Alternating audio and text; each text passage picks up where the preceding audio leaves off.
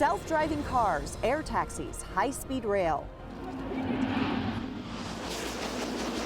These are the things that are coming, and we all know they're coming. We just don't know when they're going to get here. What will transportation look like in 30, 40, or 50 years? Are we going to send our kids to school in self-driving cars? Of course you would. You think traffic is bad outside an elementary school now? Just imagine. How will cities and towns fund and manage the infrastructure needs that come with new technology? A lot of the challenges are just overcoming the fear of the unknown. And what are the social impacts of technology that could change the way we interact with the world? The vision of all of us in robot-driven cars by ourselves is a dystopian vision, in my opinion. That is not utopian. While Washington state officials are planning for all the changes that could come, they are looking to the other Washington for support. This is something that could literally steer us in a completely different direction as a nation. It's an effort more than 50 years in the making. What the federal government is doing to help get high-speed rail lines up and running in the Northwest and across the country. We really wanted to provide some resources to help cities and communities use new technologies. And the legislation that could help increase the use of smart cities technology and how it can help improve transportation systems. We want to make sure that technologies that can help a driver or a fleet in general to do a better job are available to them and that they're used whenever they can. And how the trucking industry is using technology to help make roads safer. From the capital of Washington state to the capital of the United States, this is Washington to Washington.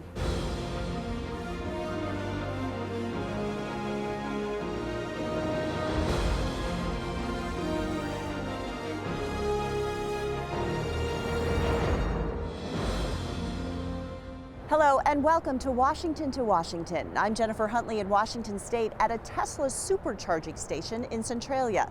People driving from Seattle to Portland can use one of the 20 superchargers that are available 24 hours a day, 7 days a week.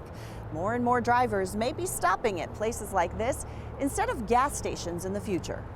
And I'm Tammy Thuringer in Washington, D.C. This is our second episode looking at transportation, and this time we're focusing on the future of transportation and how policies and politics in both Washingtons play a role in what that might look like. That's right, Tammy. In our first episode, we explored funding and infrastructure and learned about the challenges of funding a system that is at a breaking point in terms of maintenance on our state and federal highways.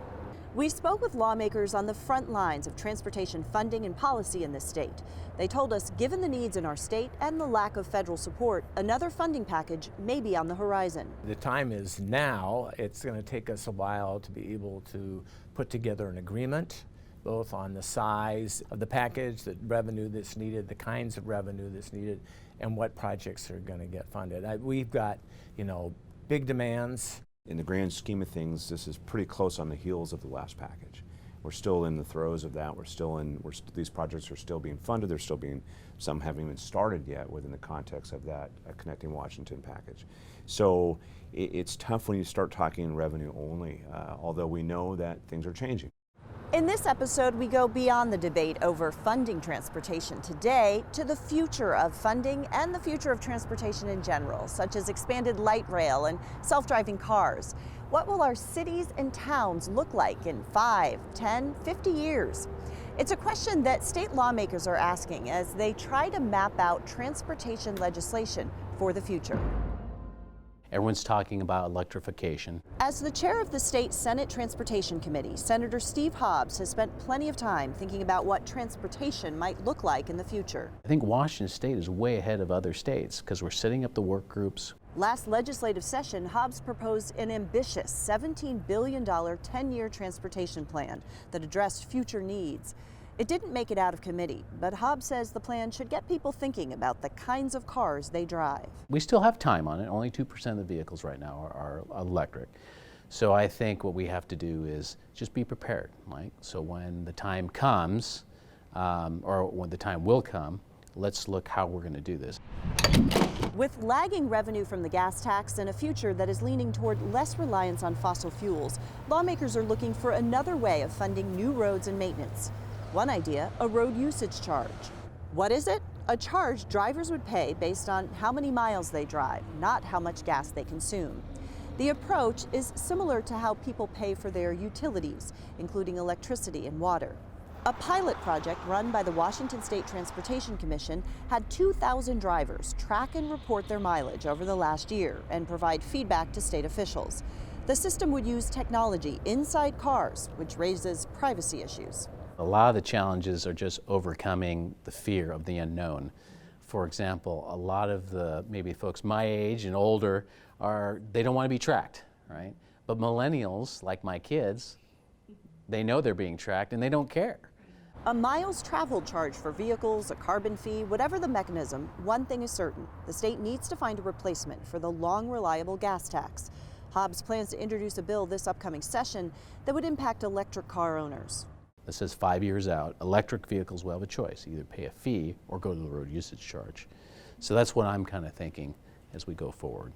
The road usage charge has a long way to go before I think we look at implementation. In Eastern Washington, Senator Curtis King says talk of a road usage charge is a big concern for residents, who he says are already getting the short end of the stick with miles driven.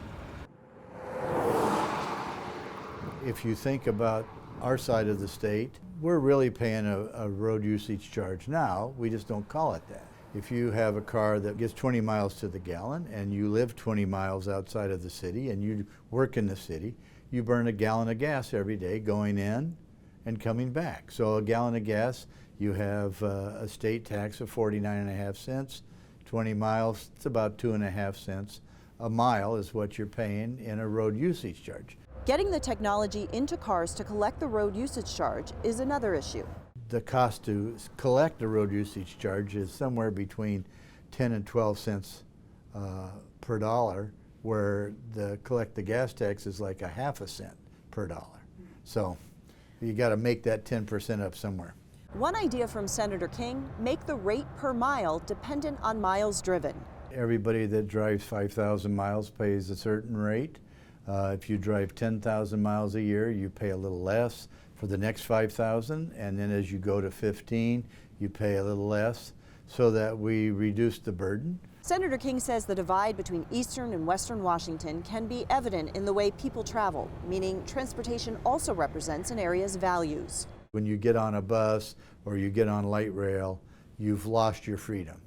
If I'm driving my car, I know I can get in my car. It may take me longer, but I know I can get there, and I can go pick up my kid. I can go and pick up something on my way home. I can go visit my friend in the hospital.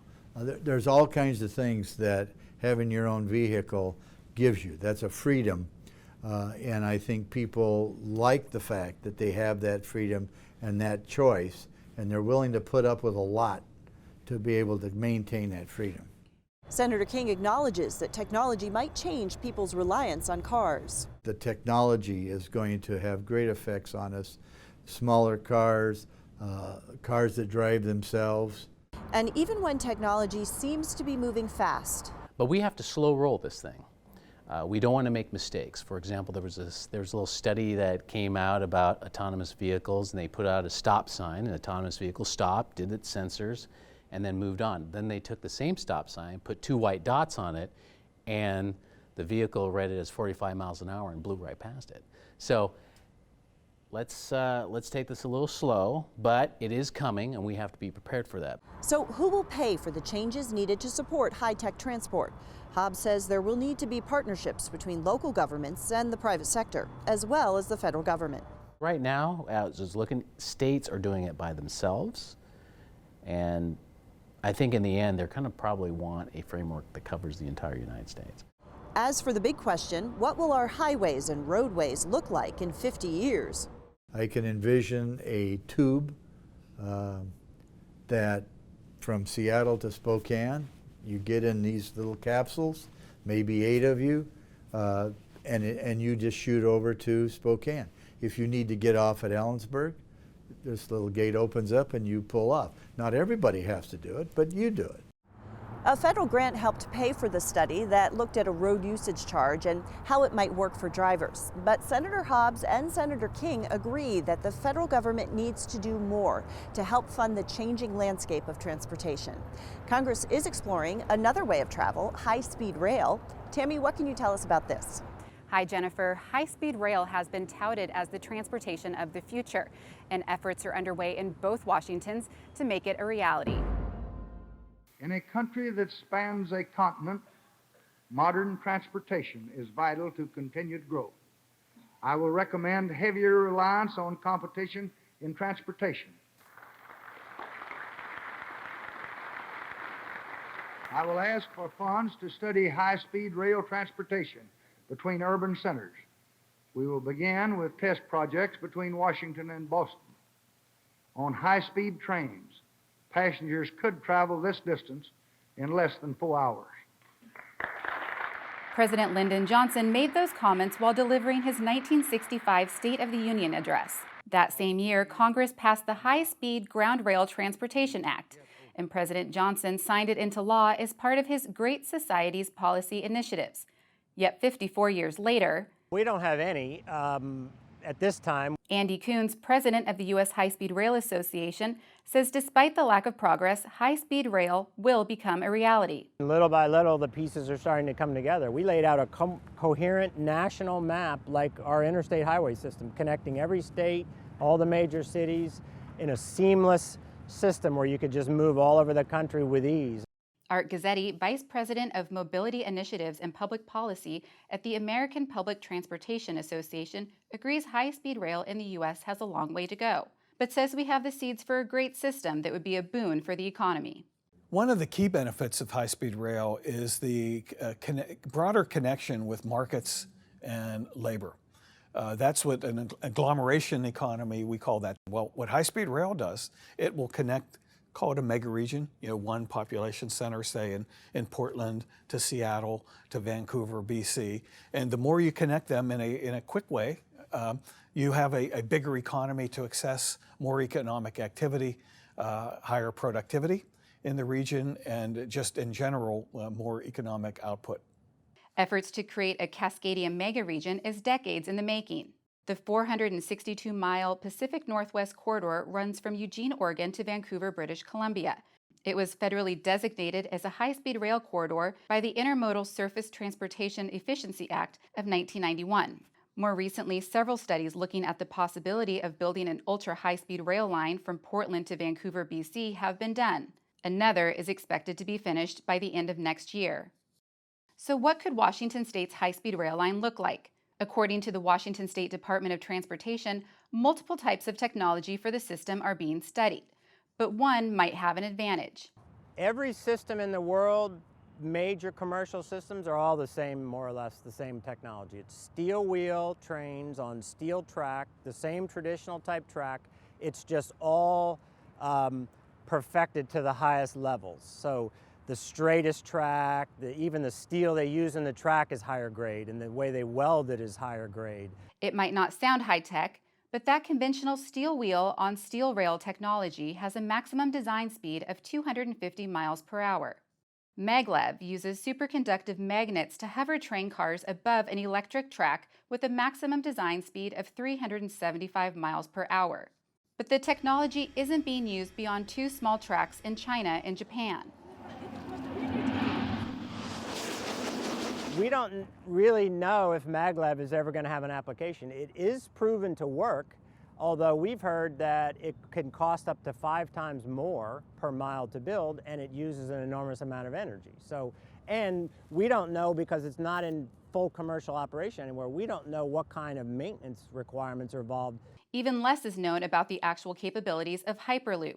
While it also uses a magnetized track, it's designed to move pods or capsules through a depressurized tube either above or below ground. It's said to have a maximum design speed of more than 700 miles per hour, but it isn't currently being used anywhere. We just don't see that Hyperloop is anywhere near ready for prime time. I mean, it hasn't gone through any of the research and testing steps that it takes any kind of a new technology.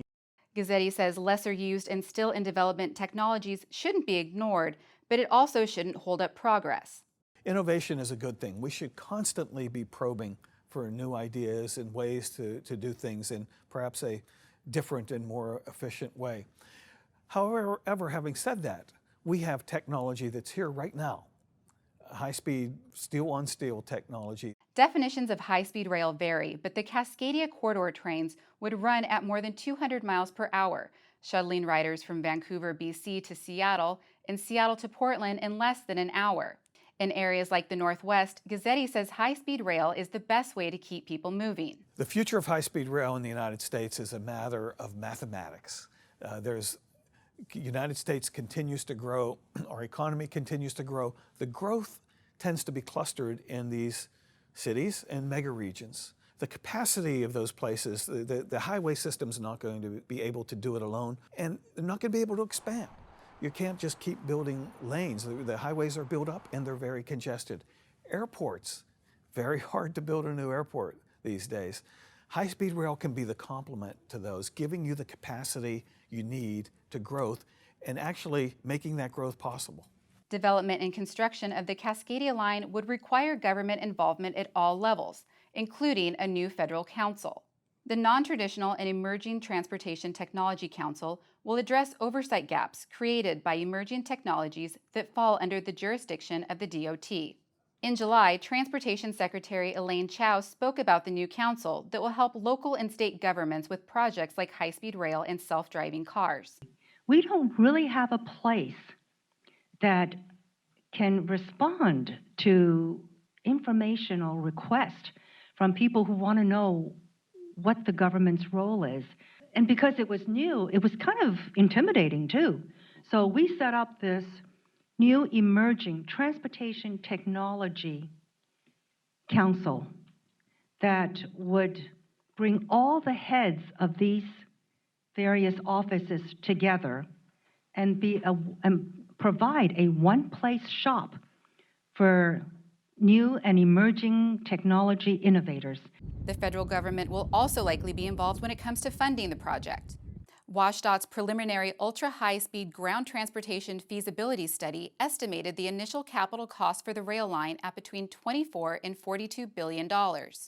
But Kuhn says, unlike other transportation systems, once built, high-speed rail networks are almost always self-sufficient. Not only do they not have to be subsidized, they actually make a sizable profit. So the profit can be used to then expand the system. It can be used to pay down the initial investment, or it can just be used to subsidize other things like a new light rail or other things that don't necessarily make money. Several other states, including Texas and Florida, are looking to build high-speed rail lines, and California's high-speed rail line is currently under construction. When finished, the train will run from Los Angeles to San Francisco, but it's hit several bumps along the way. According to the Los Angeles Times, as of February, the project was 13 years behind schedule and $44 billion over budget. Earlier this year, the Federal Railroad Administration announced it terminated a 2010 agreement with the California High-Speed Rail Authority, and it would pull a nearly $929 million federal grant for the project, saying it had failed to make reasonable progress. Some fear the problems with California's high-speed rail project could impact other efforts to build high-speed rail lines across the country, but Andy Coons with the U.S. High-Speed Rail Association says California's struggles are something other states can learn from to help their projects run smoother. Jennifer? Thanks, Tammy. So what role should the private sector have in helping drive transportation policy decisions? And how connected is government to the transportation innovations happening in business? That and more just ahead.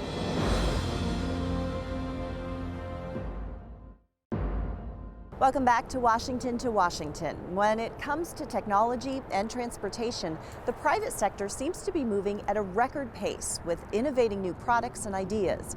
But it's clear they can't do it alone, and federal, state, and local governments will need to play a part. These are hybrids, so this is a little bit of a pivot towards electrification. Devin Lydell is showing us around the Teague offices in Seattle and a new project with Segway, designing utility vehicles with an eye to the future. They're not full electric. This round isn't, but that's where they're headed. And of course, that's where everything's headed. The global design company, founded in 1926, has a history of designing iconic consumer products, such as the Kodak camera, the Pringles chip canister, and the familiar brown UPS truck. But it is also known for collaborating for more than 70 years with Boeing, designing the insides of its airplanes and shaping the future of air and space travel. Working in aviation has made us experts in how to design small spaces that move. And that has a natural carryover into things like these, things like anything that's in motion that involves a passenger being inside of it. So I think that's one of the central reasons why we're involved in mobility the way we are. Liddell is a principal futurist at Teague, so you can bet that he spends a lot of time thinking about what cities and towns might look like and how design and technology will intersect to hopefully make it easier for all people to get where they're going. One of the words you hear a lot of in transportation literature is this notion of seamless. And seamless is a total fantasy. Seamless does not exist. And in fact, actually, the better design opportunities are within the seams. When I think about like how a smart city of the future is actually going to have to work, it is about designing those new seams. An example Liddell gives is the sidewalk curb. Most of our cities are essentially designed for people to drive in and park, and then they walk from their parking spot to wherever they're going. Now, actually, what we have is we have a lot of people who are being dropped off by rideshare companies, or they're being dropped off by, or they're getting off of a bus, or whatever there is. The curb is actually sort of a friction point for those changes. So one way to think about this is that the curb is quickly devolving into basically an arrivals and departures zone that you might see at an airport. Liddell says the curb will be a dynamic and ever-changing piece of infrastructure in the future and used differently based on if people are moving by scooter, autonomous vehicle, or even flying taxis. I actually believe we will see flying taxis before we see fully autonomous vehicles. That sounds perhaps unusual and maybe unexpected, but one of the reasons I'm thinking that is that the actual tasks in front of us in terms of creating fully autonomous vehicles that maneuver ground-based scenarios is a very difficult design challenge. It's a difficult policy challenge. There's all sorts of things that have to be sorted out. The task of actually moving a battery-powered air taxi from one rooftop to another isn't necessarily less daunting, but it is more straightforward. Will cities and rural areas have similar access to transportation technologies? Liddell doesn't think so. I sort of see a widening gulf between urban areas and rural areas, where as more and more of us move into cities, our access to those technologies will be part of the urban experience. And that will likely be different than if you're not in an urban setting. So I could see actually a scenario in which we have a widening gulf between the urban and the rural. How that plays out, I think, is a bit open-ended, but it's one of concern for me. Liddell says it will take a number of minds working together to reimagine transportation in cities and towns throughout Washington and beyond. It's a humongous mistake to think that brands or an entity can do it by themselves. These things are so complicated. They're only going to be possible through really, really powerful partnerships. He says those partnerships need to happen between the private and public sector, since both have specific areas of expertise. This is something where government needs to continue leaning in and offering their own superpowers. There are plenty of scenarios where government has expertise and know-how that the private sector does not. And this is an awesome opportunity for government to contribute its superpowers to these unanswered questions. As for how the public moves around in the future, the vision of all of us in robot-driven cars by ourselves is a dystopian vision, in my opinion. That is not utopian. Liddell believes designers, inventors, and public policy officials must keep a sense of community at the heart of whatever comes next. If you think about the ride share of the future, the necessity to ride with strangers, but also not be bothered, but also to feel safe, but at the same time also feel like we are part of a community, that's a rich design challenge. That is a very rich design challenge, and to our earlier discussion, only accomplishable through the contributions of the private and the public sector. One partnership that involves public and private entities is the concept of smart cities, using technology to support infrastructure and help cities run more efficiently. Legislation proposed in Congress this year is aimed at supporting and funding smart cities. Tammy, you've been looking into this from DC. What's the latest? That's right, Jennifer. The number of internet-connected devices is expected to grow to more than 22 billion by 2021. And some lawmakers want to use that connectivity to help improve transportation systems. We really wanted to provide some resources to help cities and communities use new technologies. We know not everyone wants to be the first one to try a new technology. So if we can have pilot programs happen across the country, make sure those learnings are shared and bring information together so that help inform all sorts of communities what works where, what to look out for. Two Washington state lawmakers, Congresswoman Del Bene and Senator Maria Cantwell, recently reintroduced their Smart Cities and Communities Act. The legislation was originally introduced in 2017, but it didn't make it out of committee. Del Bene says she's working to educate her fellow lawmakers on the benefits and impact the legislation could have. When we talk about technologies, sometimes different members of Congress have different awareness in terms of technologies and how they work. And so, one, I think we're continuing to work with members both in the House and the Senate to help them be aware of the need. Goals of the bill include improving federal coordination of smart city programs, helping local governments implement smart cities technologies, building the workforce's technology skills to support smart cities, and improving smart city technologies' quality, performance, and safety. Those goals could mean a better overall experience for drivers and those using public transportation systems. Several cities in Washington state currently use smart cities technologies and see the benefits. The application of smart city technologies, smart city concepts, let's call it mobility integration concepts, are happening as much in the Pacific Northwest, the Seattle region, is happening anywhere in the country. King County Metro, Seattle DOT, Sound Transit, among the leaders nationally in thinking broadly, thinking in a forward-looking way, thinking outside of the box, thinking beyond transit alone. How do all of the pieces come together to help form the complete trip, to help form customer choice, and to help form the efficient transportation network? According to the Smart America Challenge, city governments are expected to spend more than $40 trillion over the next 20 years to upgrade their infrastructure with smart technology. We authorize it so that you could have over $200 million authorized, but then it would also be up to the Appropriations Committee to actually put money in there. So it would be able to have up to that much, but it would depend on any given cycle in Congress how much exactly got allocated. Grants from the proposed legislation could help city governments cover some of the cost. But Gazzetti says the role of the federal government should go beyond funding. I think a big role for the federal government in smart cities is to incentivize innovation. There's going to be a lot of risk taken as cities and public transit systems move to these new ways of doing business, the new service models. But they shouldn't take risk on their own, because there is going to be a lot of success, there's going to be a lot of failure. The success should be shared and will be shared by everybody. And it's not just large cities that can benefit from integrating technology into transportation systems. Any community of any size can really benefit because it can help run basic functions more efficiently. It can also help, remote sensors can tell you where you need to go. So maybe if you have a small workforce in your city or or in a tribal community, that they know where to go, where there might be a problem that needs to be addressed. The widespread use of technology in transportation isn't without controversy. There are concerns systems connected to the internet could be hacked and privacy concerns about the data collected. Congresswoman Del Bene says lawmakers are aware of the concerns and they're working towards solutions.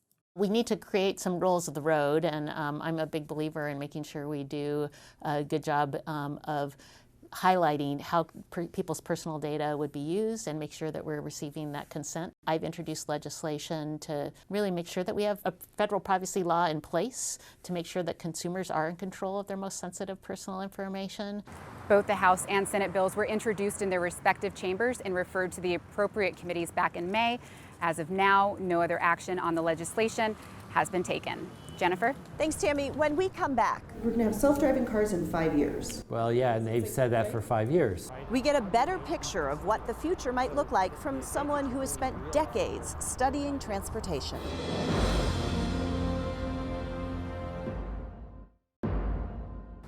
Welcome back to Washington.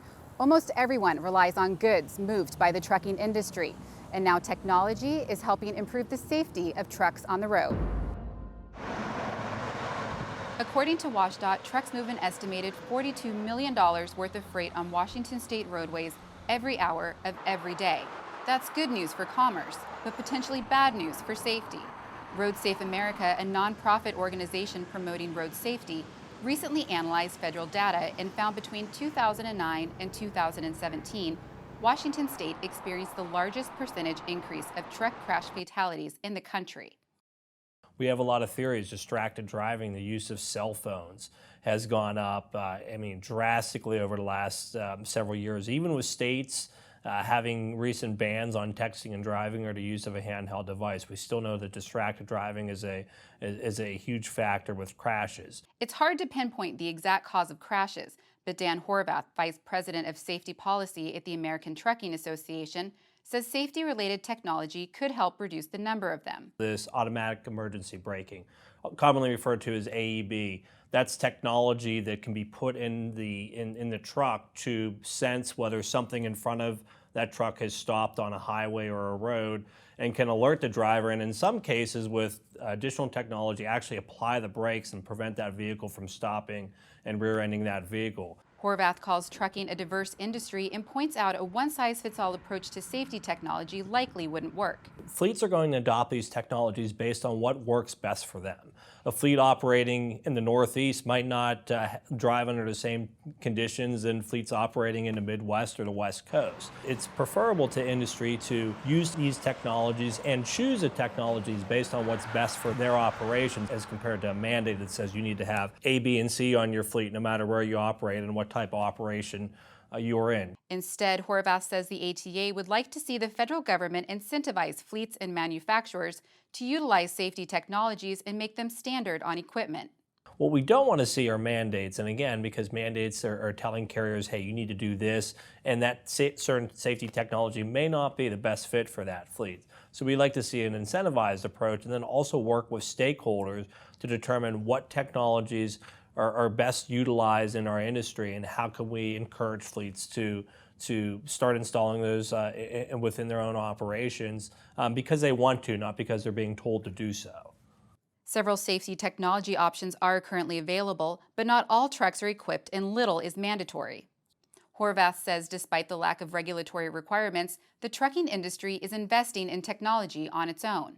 Trucking industry spends approximately $10 billion a year on safety technologies. ATA did a study here recently that looked at fleets from about 30 different motor carriers, comprising of about 500,000 trucks.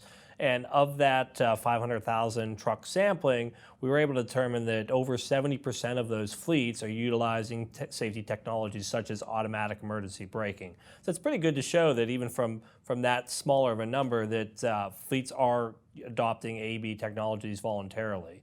The Federal Motor Carrier Safety Administration, an agency under the U.S. Department of Transportation, is currently working to educate those in the industry about safety technologies. It's also funded several studies about the effectiveness of driver-assisted systems. Jennifer? Tammy, it is certainly fun to imagine how our daily lives might look differently 20 to 30 years from now or farther into the future. We asked the director of the Washington State Transportation Center, Mark Hallenbeck, who has worked on transportation issues for the past 30 years, how we might move around in the future. And here's some of what he had to say. If you live in Ballard and Capitol Hill, you will get rid of your car. You'll get rid of your car because there's always an Uber outside. If you live in Thurston County, you will not. You'll buy your own automated car. And the reason is because it'll take at least 15 minutes for the Uber to come get you in your neighborhood. And if you need an Uber with 3 car seats, it'll take half an hour for that Uber to car. And oh yeah, by the way, I want bike racks from all 3 bikes as well. And that will be a day reservation in advance. And after you've done that twice, you'll buy your own. You will never go to the dry cleaner again. Your car will go to the dry cleaner. Its cell phone will be ring-fenced by your dry cleaner. It will get there, it will call the dry cleaner. The dry cleaner will go, oh yeah, I need ticket 29, because it's attached to your phone, right? They'll pick up 29, it will come out. They will put their phone on your window, right? Just like you do to pick up a car to go right now. It will open the door, they will hang it up, close the door, your Visa card associated with your phone will pay them, your car will come back. You think traffic is bad outside an elementary school now? Just imagine when your automated car can drive you to work and will come back, take the one kid to elementary school, come back, take the next kid to the junior high, come back, next to there, right? But instead, I once owned 4 cars. I had 2 high school boys, right? And they went different places. So we lived in suburbia, so of course we had 4 cars. These behavior changes will come with technology. So automated cars could be great, they could be awful. It all depends on how the regulation of them, who gets to own them, when they get to travel, whether they're allowed to park. We could put this camera in a self-driving car and could come up and do this interview. You could. In the future. Absolutely you could. So how much of our lives will be in person, in a car, over the phone, or a screen? The general consensus seems to be that no one knows exactly what the future of transportation will look like or how soon we might see us all in self-driving cars. But clearly, as new technology becomes available, big infrastructure changes to cities and towns is something government and the private sector will need to work together to figure out. When I think about the future of autonomous vehicles, this is not possible without the expertise and know-how of people who have been planning and designing and implementing complicated transportation networks for decades. This is not something that an automaker by itself will be able to figure out all by itself. Thank you for joining us for Washington to Washington. We look forward to continuing our focus on the critical issues in this state. And talking with the people in both places who are working towards solutions. We welcome your feedback on this episode as well as your ideas for future episodes of Washington to Washington. Engage with us on social media at WA2WA and share your thoughts. For now, from Washington, D.C., thank you for watching. And from Washington State, we hope you'll join us next time on Washington to Washington.